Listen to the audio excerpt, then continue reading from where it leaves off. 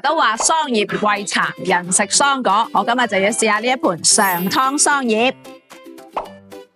桑葉咧唔單止含有多種人體所需嘅氨基酸、多酚類、黃酮類、維生素同埋豐富嘅天然色素。喺廣東、江西嘅一啲地方，我哋仲會將嫩桑芽當做蔬菜咁樣食，或者係做成桑葉麵啦、桑葉餅乾啦，營養又好睇啊！嗱，早喺《本草綱目》裏邊咧就有桑葉煮水代茶飲嘅記載，我哋嘅古人稱佢為神仙茶。